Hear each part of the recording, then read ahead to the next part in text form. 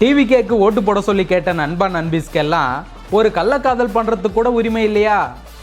டிவிகேக்கு ஓட்டு போடுங்கன்னு சொன்ன பையனும் டிவிகேக்கு ஓட்டு போடுங்கன்னு சொன்ன பொண்ணும் ஒரு வீடு எடுத்து ஜலபுல ஜங்குன்னு ஜாலியாக இருந்திருக்காங்க. அட இதில் என்னடா தப்பு இருக்கு அப்படின்னு நீங்கள் கேட்கலாம். தப்புலாம் ஒன்றும் இல்லை. அந்த பொண்ணுக்கு ஆல்ரெடி கல்யாணம் ஆகி ஒரு பையன் இருக்கானா, அவ்வளோதான். சின்ன தப்பு தான். நாம ஃபாலோ பண்ணுற விஜய் என்னன்னு திரிஷா கூட இப்படி தான் சுற்றிட்டு இருக்காரு.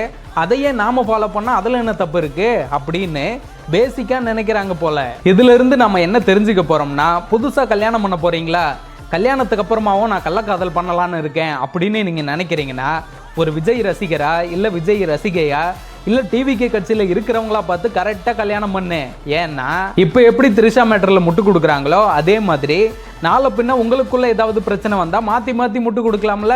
இல்லை கல்யாணத்துக்கு அப்புறமா கள்ளக்காதல்லாம் இல்லாமல் நல்ல வாழ்க்கை வாழணும், கௌரவமாக வாழணும் அப்படின்னு நினச்சிங்கன்னா, பையனை பார்க்கறதுக்கு முன்னாடியும் பொண்ணு பார்க்கறதுக்கு முன்னாடியும் சொத்து இருக்குதா, பைக் இருக்குதா, கார் இருக்குதா, அழகாக இருக்காங்களா, ஹேண்ட்ஸமாக இருக்குதா, முடி நீளமாக இருக்குதா, வரதட்சணை கொடுப்பாங்களா, இப்படி நிறைய விஷயங்கள் பார்ப்பீங்க. கூடவே ஜாதகம் பார்ப்பீங்க, லொட்டு லோஸ்குன்னு நிறைய பார்ப்பீங்க.